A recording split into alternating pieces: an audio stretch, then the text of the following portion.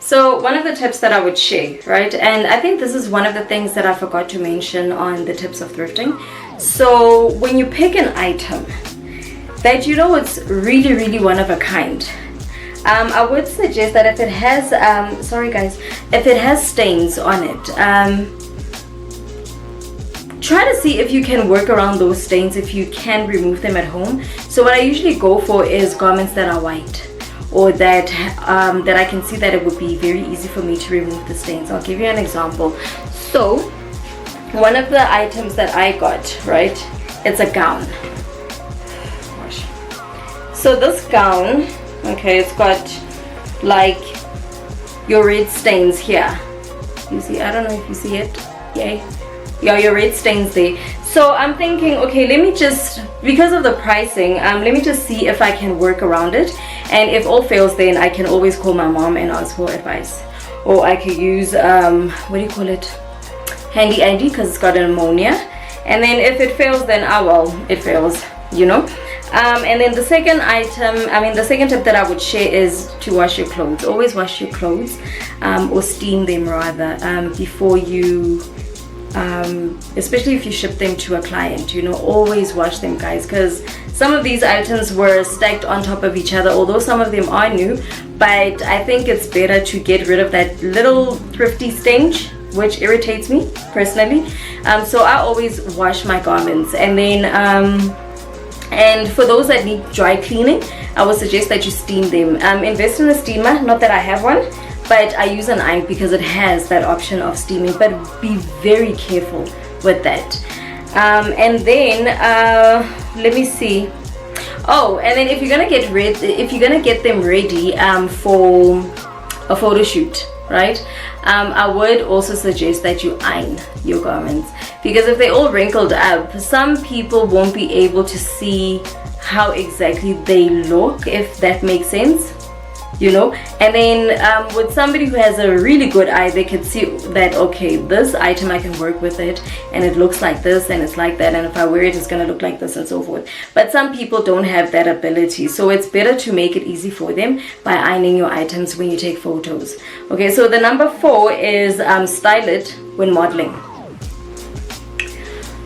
Okay, so number 4 is you can style it when you model for your item, especially if you're gonna be wearing your garment, you know. So the thing that I find it very easy to style are shirts. You just wear your, well, I wear my plain white jeans, and then or blue jeans, I think. Yeah, I only stick to those things, and then those two colors and those two garments if I'm modeling a shirt. White goes with every color. It's a tint actually, you know, and then so does black.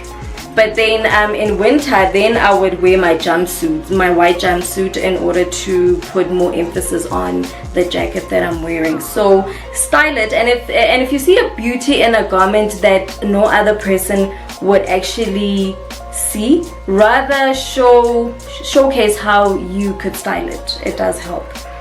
Okay, so number 5 is when you take your pictures, right?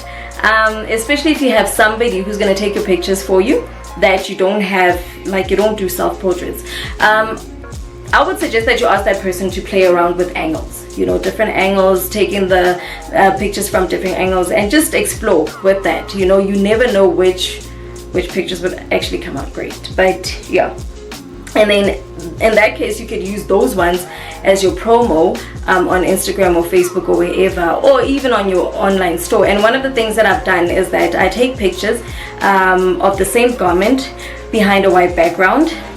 Guys, it is hot. Behind a white background, and then I would take a promo picture at a different location, you know. And I usually get somebody to take that image for me. Okay, and then okay, so now we're moving on to the delivery. Okay, so the number 1 of delivery is, again, wash your clothes or steam them. Okay, and then the second tip that I would give is with the leather. I would strongly suggest that if you sell genuine leather items, that you treat them. And when I say treat them, I mean invest in a moisturizer. Oh, sorry, a conditioner. So what I do is that with the bags that I buy, or I'm very picky with the bags that I buy. I wouldn't go for your normal brown if it has scratches or if it needs a lot of work, you know. So I would opt for black because black is very easy to treat because I've got black polish. It's not really polish, it's actually, yeah, it's polish slash a conditioner for leather. So it just kind of renews the leather.